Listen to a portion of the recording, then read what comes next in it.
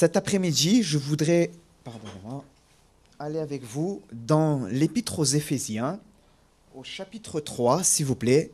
L'Épître aux Éphésiens, au chapitre 3, et au verset 18, nous allons ensemble, Éphésiens, chapitre 3, verset 18. Alléluia.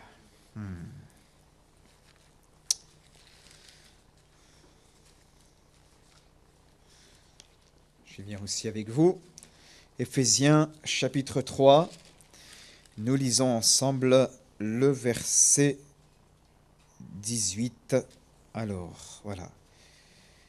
Paul parlera aux Éphésiens et il dira, donc dans le contexte, afin que vous, qu'étant enracinés et fondés dans l'amour, vous puissiez comprendre avec tous les saints quelle est la largeur, la longueur, la profondeur et la hauteur, et connaître l'amour de Christ qui surpasse toute connaissance, en sorte que vous soyez remplis jusqu'à toute la plénitude de Dieu. Amen. J'arrête là ce verset, je veux juste le... Donc dans d'autres versions, la version 79, des fois on a dit 1910, donc il dit connaître l'amour de Christ qui surpasse toute connaissance, en sorte que vous soyez remplis jusqu'à toute la plénitude de Dieu. La version une autre version donc dira donc vous serez à même de comprendre avec tous ceux qui appartiennent à Christ. J'aime bien cette version. Vous serez à même de comprendre avec tous ceux qui appartiennent à Dieu combien l'amour du Christ est large, long, élevé et profond. Amen. Cet après-midi, je voudrais vous parler simplement de l'amour de Dieu. De l'amour de Dieu. Et si on devait donner un titre à ce message, je l'ai appelé les quatre dimensions de la croix.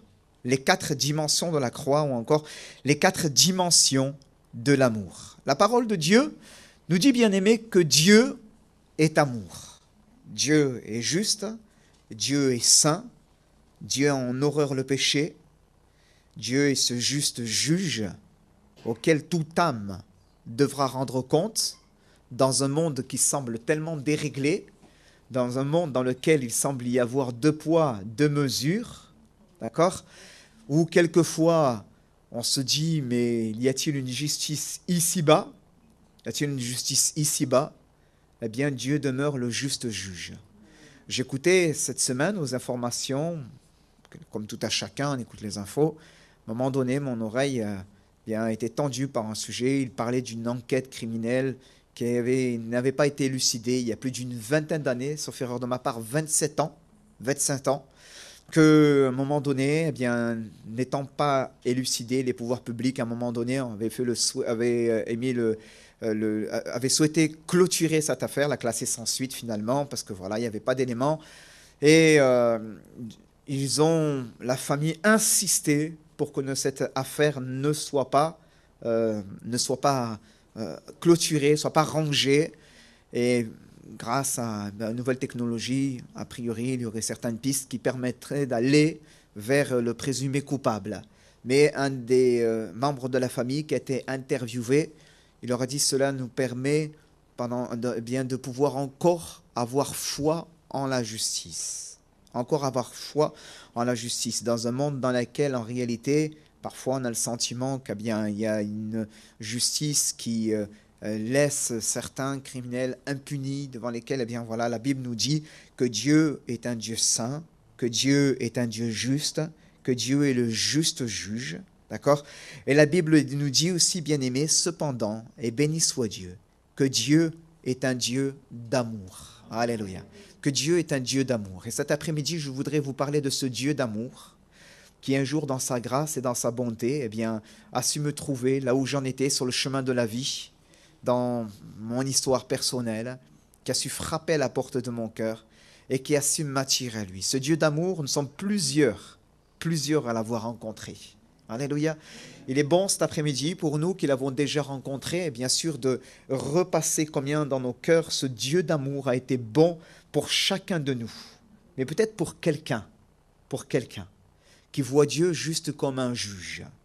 Quelqu'un qui voit Dieu comme étant un Dieu saint, un Dieu exigeant, un Dieu peut-être austère, je voudrais lui dire que Dieu est un Dieu d'amour, que Dieu t'aime au-delà de ce que tu peux l'imaginer, au-delà de ce que tu peux l'imaginer.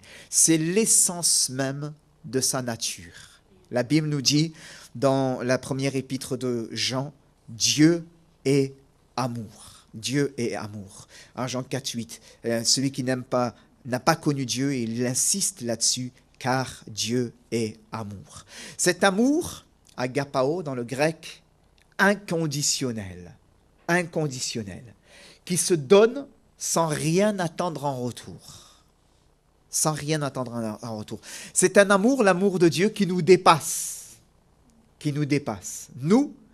Nous aimons, et de manière tellement perfectible. Bien sûr, nous aimons passionnément les nôtres. Nous les aimons inconditionnellement. Nous donnerons tout pour les nôtres. Mais notre prochain, notre semblable, celui pour lequel, eh bien voilà, on n'a pas de lien fort qui nous unit à lui, on a de la sympathie, voilà, on a de l'amitié, mais si on a une ou deux difficultés avec, au bout d'un moment, on finit par s'éloigner et nous reprenons un peu de cet amour peut-être que nous lui avons donné. Mais Dieu n'aime pas de cette manière-là. Dieu aime à la dimension de sa personne. Amen. Il aime Dieu, un point, c'est tout. Un point, c'est tout. Comment se fait-il que Dieu m'a aimé, t'a aimé? Comment se fait-il que Dieu puisse aimer le plus vil des pécheurs? C'est quelque chose que nous ne pouvons pas réaliser. C'est quelque chose que nous ne pouvons pas réellement mesurer. Mais la Bible nous dit d'accepter cette réalité. Elle nous dit Dieu est amour. Dieu est amour. De cet amour qui se donne sans rien attendre en retour, de manière inconditionnelle. C'est un amour, l'Écriture nous dit, qui a été révélé en Jésus-Christ. Révélé en Jésus-Christ. Romains chapitre 5, verset 8 nous dit « Dieu prouve son amour envers nous en ce que lorsque nous étions encore des pécheurs, Christ est mort pour nous. » Alléluia. À peine Paul dira aux Romains « Nous mourrait-on pour un homme de bien ?» Peut-être quelques-uns. Mais lui, Christ, il meurt pour chacun de nous alors que nous étions encore des pécheurs, des impies, peut-être des gens qui étaient loin de l'amour de Dieu. Dieu est celui qui nous a manifesté son amour. Béni soit Dieu. 1 Jean 4,16, je reviens. Et nous avons connu l'amour que Dieu a pour nous et nous y avons cru. Et ma prière cet après-midi, c'est que chacun puisse connecter avec cet amour. Peut-être quelqu'un qui a besoin de découvrir cet amour. Peut-être quelqu'un qui a besoin de redécouvrir cet amour. Amen. Qui te dit, je t'aime, je t'accepte tel que tu es. Ce n'est pas un amour, on va le voir tout à l'heure, qui cautionne le péché. Mais c'est un amour qui rejoint le pécheur là où il en est, le plus bas tombé, qui lui tend une main secourable et qui lui dit, je t'appelle, je veux te guérir, je veux te pardonner, je veux te restaurer. Amen. Je veux faire une œuvre nouvelle dans ta vie. Alléluia. Donc c'est un amour, l'Écriture nous dit que Dieu nous appelle à connaître, je dirais à connecter avec. Alléluia. À placer notre foi. Et nous avons connu l'amour de Dieu que Dieu a pour nous et nous y avons cru. Dieu est amour et celui qui demeure dans l'amour demeure en Dieu et Dieu demeure en lui. Alléluia. Alors donc, je voudrais m'arrêter avec vous sur ces quelques dimensions de la croix, que vous puissiez connaître avec tous les saints quelle est la largeur, la longueur, la profondeur et la hauteur de cet amour manifesté en Jésus-Christ. Alléluia. Que vous puissiez comprendre, c'est intéressant parce que finalement, ce mot dans le grec, katalambano, eh bien, nous dit, il comprend l'idée de saisir quelque chose pour en faire son bien personnel. Amen. Je le répète, il comprend l'idée, ce mot, que vous puissiez comprendre. Eh bien, l'idée de saisir quelque chose pour en faire son bien personnel, s'en approprier. On n'est pas là pour remplir les cases qu'il y a ici cet après-midi. On est là pour s'approprier certaines réalités spirituelles, certaines réalités qui nous sont offertes au travers de la parole de Dieu. Alléluia. Et nous serons heureux si cet après-midi, à l'issue de ce temps que nous allons passer ensemble, nous avons connu l'amour de Dieu de cette manière-là. Amen. Compris l'amour de Dieu de cette manière-là. À savoir, une compréhension qui fait que je m'en approprie. Amen. Je me l'approprie. Il est mien. Alléluia. Il est mien. Merci Seigneur, parce que tu m'as tant aimé. Tu n'as pas simplement tant aimé le monde, mais tu m'as tant aimé. Amen. Je m'approprie cet amour. Alléluia. Au point que tu as donné ton Fils unique, afin que par la foi en lui, eh bien, je ne périsse pas, mais que j'ai la vie éternelle. Alléluia. Alors, la première dimension, bien-aimés, c'est la largeur. La largeur, que vous puissiez connaître avec tous les saints, quel est l'amour de Dieu manifesté en Jésus-Christ. Première dimension, c'est la largeur. Dans le grec, c'est littéralement platos. Il suggère l'idée d'une grande étendue. Une grande étendue.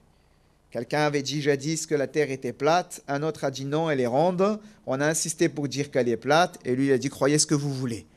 Bref, il nous parle là, au travers de cela, quand il dit la largeur de l'amour de Dieu manifesté en Jésus-Christ, il nous parle d'une étendue, il nous parle du fait que, eh bien, là, dans cette dimension de l'amour de Dieu, eh bien, cela comprend la notion d'universalité du salut. L'universalité du salut.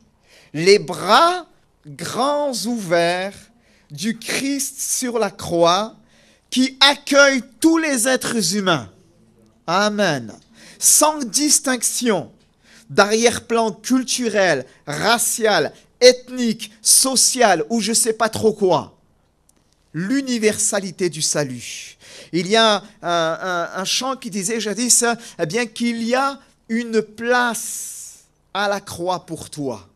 Alléluia.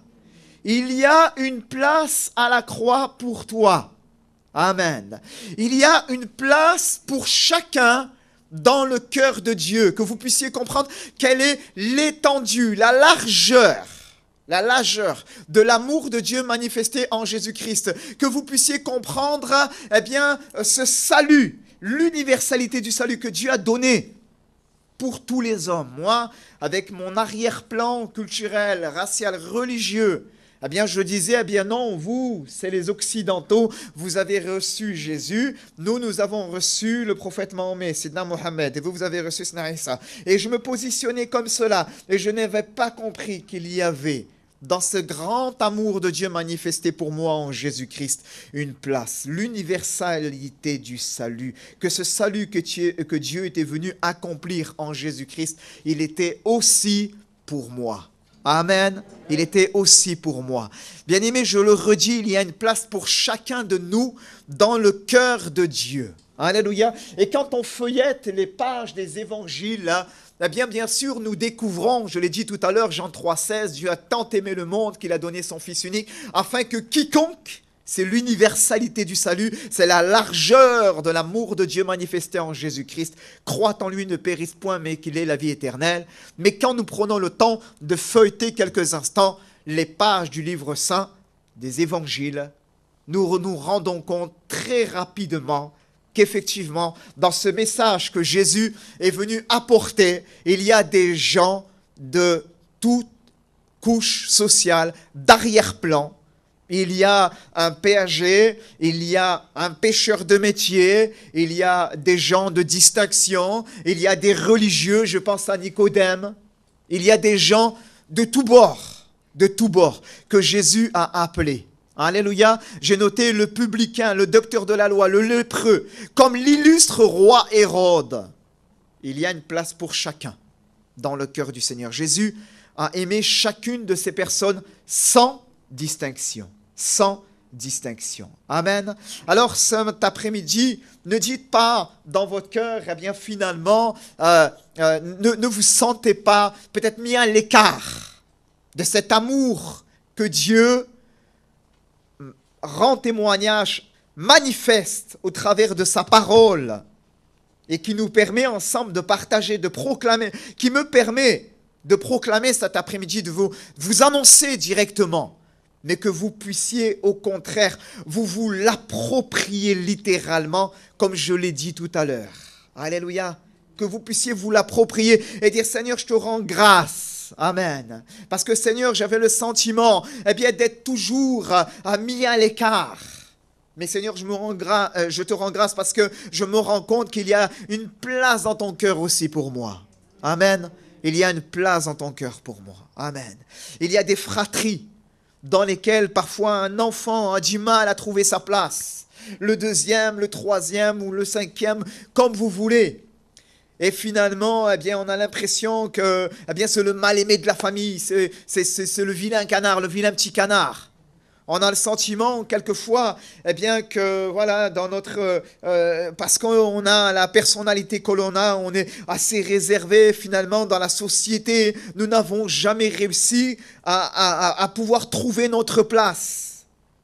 Trouver notre place dans le milieu professionnel, dans notre vie sociale. Et on en a toujours souffert, on a eu toujours le sentiment, de par notre héritage, de par les traits de notre personne, peut-être, d'être toujours en retrait. Et quand nous nous approchons de Dieu, quand nous écoutons sa parole, ce sentiment prédomine dans nos cœurs et nous avons le sentiment, là encore une fois, que nous sommes en retrait. Que Dieu est le Dieu de certains, prioritairement, et secondement de nous. Finalement, s'il a un petit peu de temps à me consacrer, si plus est, il voit un petit peu, il me voit au bout peut-être de la salle, là, désirer peut-être le voir agir, mais la Bible nous dit qu'il y a une place pour chacun dans le cœur de Dieu. Alléluia. Jésus étant en route pour Jérusalem va entendre la voix de Bartimée sur le chemin qui crie à lui alors qu'il sort de Jéricho, aie pitié de moi, Jésus, fils de David. Alléluia. Il y a une place dans le cœur de Jésus pour Zachée, alors qu'il est rejeté de tous et qu'il est sur le sycomore caché pour voir Jésus passer, et que voyant Jésus passer, Jésus va lever sa tête et va lui dire, hâte-toi de descendre, car il faut que je demeure aujourd'hui dans ta maison. Amen. Il y a une place, bien-aimé, pour chacun, la parole de Dieu nous dit. Il y a une place pour le lépreux qui s'approche de Jésus et qui dit, si tu le veux, tu peux me rendre impur, lui que la société condamne. Il y a une place pour la femme pécheresse qui s'approche de Jésus dans la maison de Simon le pharisien et qui est là en train de pleurer aux pieds de Jésus et que Simon le pharisien a bien vite fait de condamner en disant, si cet homme était prophète, il serait qui et de quelle espèce est la femme qui le touche? Il serait que c'est une femme pécheresse, mais Jésus l'accueille, Jésus voit ses larmes, Jésus voit son cœur, Jésus la renvoie libre, le cœur léger, ma fille, tes péchés te sont pardonnés. Alléluia. Nous pourrions multiplier ainsi les exemples, bien-aimés. Il y a une place pour cette femme à la perte de sang, malade depuis 12 ans, qui n'a pas trouvé de moyen de guérison. Son état est en empirant malgré tous les soins qu'elle se donnait, qui s'approche de Jésus par derrière dans la foule. La foule presse Jésus et elle dit, si je puis seulement toucher le bord de son vêtement, je serai guéri. Il y a une place dans le cœur du Seigneur pour elle. Le Seigneur va effectivement, non seulement guérir cette femme, la Bible nous dit que quand elle va toucher le bord de son vêtement, elle sentit à l'instant même dans son corps qu'elle était guérie de son mal, mais en plus, alors que Jésus est en route pour la maison de Jairus, qui lui a dit, viens, ma fille est malade, elle est à l'extrémité, impose-lui les mains afin qu'elle vive, alors que Jésus est en route vers cette maison, il prend néanmoins le temps de s'arrêter. Pour cette femme pécheresse, il y a une place dans le cœur de Dieu pour elle aussi. Alléluia. Effrayée, toute tremblante, elle se jette aux pieds de Jésus. Elle a l'habitude, elle croit qu'elle va être sanctionnée. La loi la condamne. Elle est rituellement impure. Elle n'a pas le droit d'agir de la sorte. Mais Jésus ne la condamne pas. Jésus la pardonne. Jésus l'élève. Jésus la guérit. Jésus la restaure. Alléluia. Jésus confirme ce qu'elle a reçu.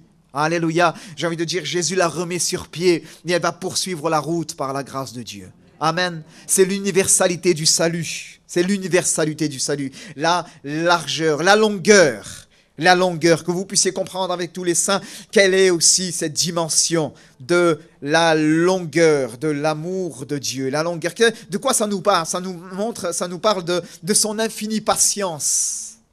Premier point, c'est l'universalité. Le deuxième point, c'est son infinie patience. Amen. C'est manifesté dans la parabole, dans l'histoire, eh bien, de ce père avec le fils prodigue, perdu et retrouvé. Quelle infinie bonté, quelle infinie patience. Mon père, passe-moi la part de bien qui doit me revenir. Il prend son héritage, il part, il dilapide tout son bien en vivant dans la débauche. Et des mois, des années après, il vient, il se repent, il dit combien d'ouvriers chez mon père alors qu'il est dans un temps de famine, on connaît bien le passage. Et il dit combien d'ouvriers ou de mercenaires en fonction des versions chez mon père ont du pain en abondance et moi ici je meurs de faim. J'irai vers mon père, je lui dirai mon père, j'ai péché contre le ciel et contre toi. Je ne suis plus digne d'être appelé ton fils, traite-moi comme l'un de tes ouvriers. Et alors qu'il s'approche de la maison du père, le père le voit et il court et il l'étreint dans ses bras. Alléluia. Et il commence sa prière de repentance. Mon père, j'ai péché contre le ciel et contre toi. Je ne suis plus digne d'être appelé ton fils. Et tout de suite, le fils le coupe et dit, apportez vite la plus belle robe et revêtez-la. Mettez-lui un anneau au doigt et des souliers aux pieds. Tuez le veau gras. Réjouissons-nous, car mon fils que voici était mort, il est revenu à la vie. Il était perdu et il est retrouvé. Et ils commencèrent à se réjouir. Alléluia. La manifestation au travers de ce passage, bien-aimé, de la longueur, de l'amour de Dieu, de son infinie patience qui met tout en œuvre pour notre salut. Il ne veut qu'aucun ne se perde. Amen. Combien d'hommes et de femmes dans nos églises ont fait la sourde oreille pendant longtemps. Longtemps. Nous, c'était une affaire classée. C'était une affaire classée. Il est dur, il ne veut pas de Dieu, c'est terminé. Je vais arrêter de me prendre la tête avec. Mais Dieu a été bon. Dieu a été bon. Il a eu plus de foi que nous. Alléluia. Il a été patient. Et il a permis à l'homme, la femme, le fils, la fille, perdus, le mari, l'épouse, le père, la mère, qui étaient tellement loin de Dieu, de s'approcher au moment opportun et d'être touchés par la grâce. Alléluia. Recevoir le salut. Ne minimisons jamais l'amour que Dieu a pour chacun. Même pour celui et celle qui s'est éloigné de la grâce, qui s'est éloigné de Dieu. Et soyons toujours assurés que Dieu est lent à la colère et riche en bonté, comme il nous le dit dans la parole. Alléluia. Que vous puissiez comprendre quelle est la longueur de l'amour de Dieu. Littéralement, c'est mékos, ça vient d'un mot dans le grec qui signifie méga. Méga. Méga qu'on a traduit dans notre langage par quelque chose de très grand. Quelque chose de grand. On parle de méga structure dans les constructions. C'est quelque chose de très très gros. D'accord ? Et donc, moi j'ai noté cela, bien aimé, pour nous inviter à prendre conscience quand on réfléchit sur la longueur de l'amour de Dieu, qui nous parle de son infinie patience, du fait qu'il met tout en œuvre pour notre salut, eh bien de nous faire toucher du doigt par là, que son amour, j'ai noté, permettez-moi de dire les choses ainsi, que son amour est méga grand pour chacun de nous. Alléluia. On touche du doigt son amour. Amen. Nous, c'est une affaire classée. Lui, il continue à nous aimer. Amen. La longueur de son amour. Amen. La Bible dit cependant, dans l'Épître aux Romains, penses-tu aux hommes qui jugent ceux qui commettent de telles choses et qui les fait, que tu échapperas au jugement de Dieu. La Bible dit dans l'Épître aux Romains, méprises-tu les richesses de sa bonté, de sa patience et de sa longanimité, ne reconnaissant pas que la bonté de Dieu te pousse à la repentance.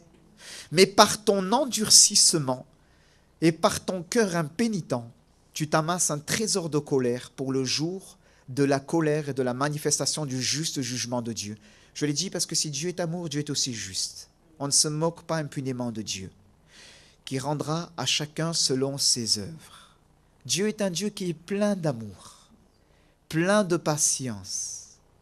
Mais quelquefois, on entend la voix de Dieu résonner dans nos cœurs et nous faisons la sourde oreille. comme votre pasteur l'a dit ce matin, comme ça a été mentionné dans les dons spirituels que nous avons entendus. Un appel à la repentance, un appel pressant à revenir. Alléluia. Ne jouons pas avec la grâce. Quelqu'un a dit que le même soleil qui est capable de faire fondre la glace est capable de durcir l'argile. Dieu est capable de faire fondre notre cœur par son amour. Amen. Quand nous nous laissons interpeller, mais quand nous entendons la voix de Dieu et que nous savons que Dieu nous appelle et que nous obstinons dans nos mauvaises voies, que nous faisons la sourde oreille, que nous résistons, que nous ne voulons pas, nous courons le risque de voir ce soleil de l'amour divin, de justice venir rendre notre cœur dur, alors qu'à la base, il veut faire fondre nos résistances. Alléluia. Et nous permettre de courir vers lui. Amen. Alors, frères et sœurs, ne méprisons jamais les richesses de sa bonté et de sa patience. Ne nous plongeons pas dans une forme d'endurcissement, avec des cœurs impénitents. Ça veut dire qu'ils ne veulent jamais faire pénitence, c'est-à-dire se repentir, changer d'attitude. Mais au contraire, disons, Seigneur, je me touche par ta parole. Je me rends compte effectivement eh bien, que ma vie elle est tellement imparfaite. Peut-être même, Seigneur, j'ai suivi de mauvaises voies. Peut-être même, Seigneur, je suis parti loin de toi. J'ai fait des mauvais choix dans ma vie. Je me suis fourvoyé. J'ai été loin dans le péché. Mais cependant, Seigneur, dans ta grâce, j'ai entendu encore ta voix qui m'a appelé à toi et je suis revenu. Alléluia. Gloire à Dieu. Revenons à lui. Et soyons sauvés si nous en avons besoin. Amen. Revenons à lui. Dieu m'a donné la grâce de voir quelquefois des personnes qui étaient parties si loin de Dieu. Je pense à un frère qui me partageait son témoignage. Pendant des années, sa femme a prié pour lui. Lui, fils de chrétien, il était loin de Dieu, dans le jeu et tout cela. Et Dieu a eu pitié de lui. Et un beau jour, il est venu. Et il a remis sa vie en ordre et s'est engagé avec Jésus. Alléluia. Béni soit Dieu. Pourrions partager ainsi, frères et sœurs, beaucoup de témoignages à ce propos. Amen. J'ai un ami d'enfance. J'ai eu la joie de partager quelques années au début de ma conversion avec lui. À un moment donné, il a quitté les choses de Dieu, il est parti loin. Il était dans le milieu de la nuit.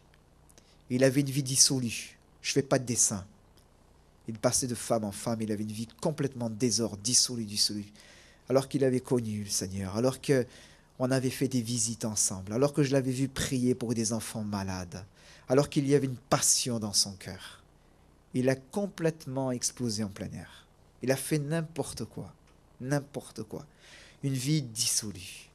Et il me disait, Nordine, crois-moi si tu veux, mais quand des fois je suis dans ces endroits-là, dans le milieu de la nuit, loin de Dieu, drogue, femme, ce que vous voulez, il me disait, je pense au Seigneur dans mon cœur. Il m'est arrivé quelquefois de sentir que j'avais envie de parler en langue, de prier. Dieu le cherchait. Des années, s'est éloigné et je rends grâce à Dieu. De ce que malgré cet éloignement, il est allé jusque là-bas pour lui rappeler dans son esprit combien il l'aimait. Amen. Après bien des luttes et des combats, par la grâce de Dieu, il a pu renouer. Mais pour nous parler simplement de cette notion de la patience de Dieu, de la longueur, la profondeur, c'est le troisième axe. Comprendre avec tous les saints quelle est la largeur, la longueur, mais aussi la profondeur. La profondeur nous parle de cette réalité que Dieu est venu sauver le plus vil des pécheurs, l'âme la plus bas tombée, sur lequel tu ne vas pas miser un sou, tu ne vas pas mettre 1 euro, c'est pas possible, parce que tu dis, c'est cuit, il n'y a rien à faire. Lui, le Seigneur, dans sa grâce, il est venu dans son amour pour aller chercher le plus vil des pécheurs. Amen. Nous le découvrons dans la parole de Dieu. La Bible nous dit, on a parlé tout à l'heure de Zachée, que quand Jésus va être chassé, il va dire, le Fils de l'homme est venu chercher et sauver ceux qui étaient perdus. Amen. Nous le découvrons dans la parole de Dieu. Après cette traversée du lac de Tibériade, dans le territoire des Gadaréniens, il s'arrête et il laisse ce démoniaque qui s'approche de lui, le fou de Gadara. Et il dit, qu'y a-t-il entre moi et toi, Jésus, Fils de Dieu, tu es venu pour nous perdre. Il était habité par une légion de démons. Et la Bible nous dit que le Seigneur va le délivrer. Lui qui avait pour seul refuge les cimetières qu'on avait essayé de dompter en le liant de chaînes et qui avait souvent brisé les chaînes et qui se meurtrissait avec des pierres. Vous imaginez le cas? Vous imaginez l'individu? Dieu, dans sa grâce et dans sa bonté, est allé le chercher et il l'a délivré. Amen. J'écoutais il y a plusieurs années de cela, un témoignage d'un jeune issu d'une famille noble, qui s'était converti à Christ. Et son père était le chef suprême des armées. Dans des pays d'Amérique latine. Et chef suprême des armées, sa mère était une femme de la haute société. Et lui, ce jeune qui était promu à un brillant avenir, va se retrouver à sombrer dans le milieu de la nuit, dans la drogue, les drogues dures, qui vont générer en lui une forme de schizophrénie. Et là, il est resté ce qu'on appelle dans ces milieux-là, dans une phase où il est resté accroché par les drogues et avec des conséquences dramatiques dans sa vie. Et cet individu était enfermé dans une maison psychiatrique. Et il était condamné par la médecine, mais alors que ses parents étaient sans espoir pour lui. Sans espoir pour lui. Ils avaient demandé là de pouvoir prodiguer malgré tout quelques soins au niveau du corps médical. Ils avaient essayé de faire quelques soins, mais son état était en empirant.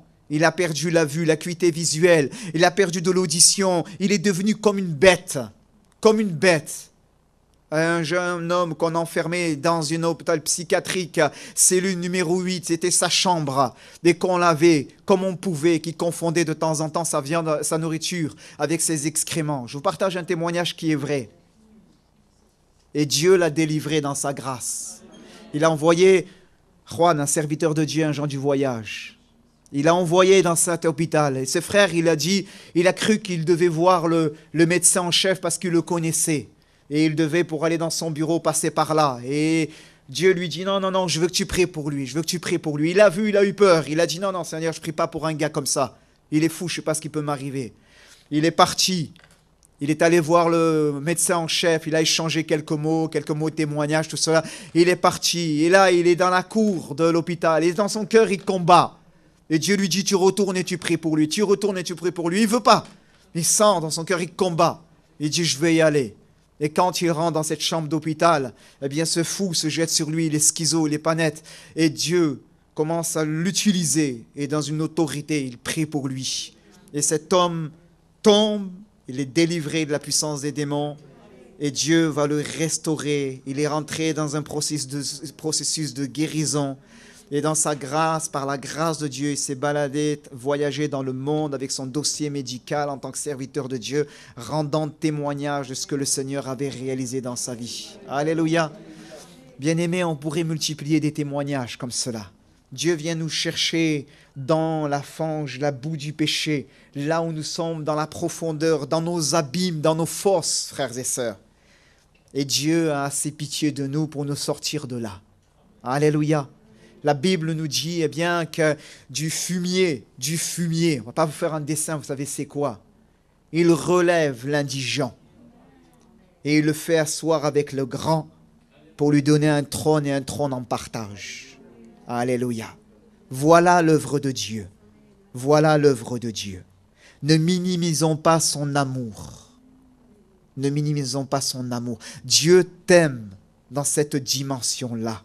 Alléluia. Il vient chercher. Peut-être quelqu'un cet après-midi qui dit, Seigneur, moi je suis trop bas tombé pour que tu me secours. Il lui tend une main secourable. Il lui dit, je veux te sauver aussi. Alléluia. Et nous terminons, bien-aimés, ensemble avec la hauteur. La hauteur nous parle, bien-aimés, de l'élévation. De l'élévation. Il nous relie au Père. Amen. Il nous relie au Père. Et la hauteur, littéralement, dans le grec, c'est upsos. C'est littéralement ce que je disais, l'élévation, c'est le rang, c'est une position élevée. C'est une position élevée. Et voyez-vous, dans l'amour de Dieu, que vous puissiez connaître avec tous les saints quelle est la largeur, la longueur, la profondeur, la hauteur de l'amour de Dieu manifesté en Jésus-Christ. Dans cet amour, eh bien, il y a la notion d'abaissement. Amen. Nous rentrons avec le mois de décembre dans cette période de fête de Noël. Ce n'est pas l'anniversaire d'un homme habillé en rouge avec une longue barbe, mais c'est le miracle de la nativité. Le miracle de la nativité, de l'incarnation. Amen. De l'abaissement du Fils. Alléluia. Dont l'Écriture nous dit, il n'a pas regardé comme une proie arrachée d'être égal à Dieu, mais il s'est dépouillé lui-même en prenant une forme de serviteur, en devenant semblable aux hommes. Dieu, dans son amour, s'est abaissé jusqu'à nous pour que nous puissions être élevés jusqu'à lui. Alléluia. Voilà ce que fait le message de l'Évangile. Tous sont péchés et sont privés de la gloire de Dieu. Il n'y a pas un juste, pas même un seul. On est enfermé dans notre péché. On est enfermé dans notre ignorance. On est enfermé dans nos raisonnements. On ne peut pas, l'homme naturel, comprendre les choses de Dieu. Nous demeurons dans les ténèbres de la religion, de l'ignorance. Nous ne pouvons toucher le Dieu véritable qui habite une lumière inaccessible. Nous ne pouvons le toucher.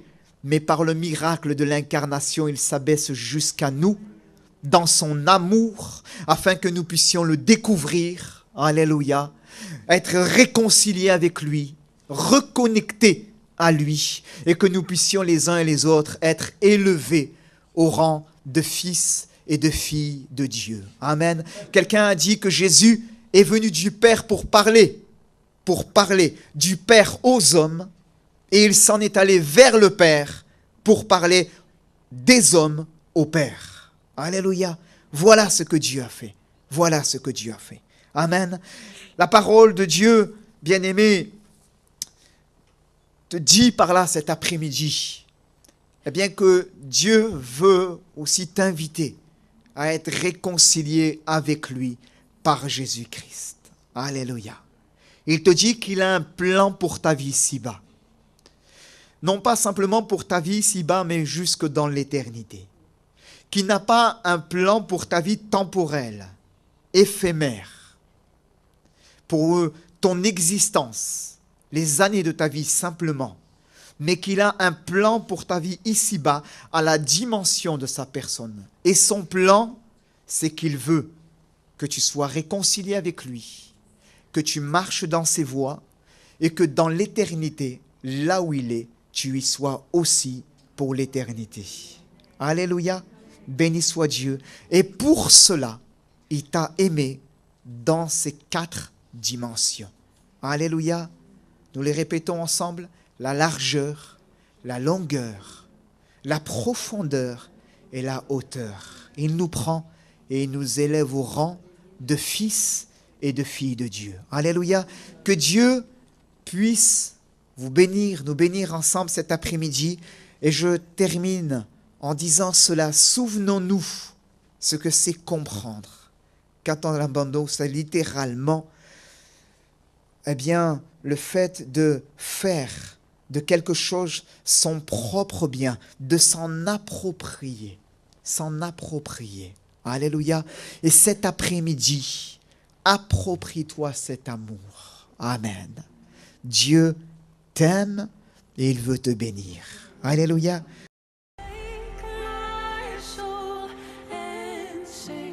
Sing his praise aloud. Sing his praise.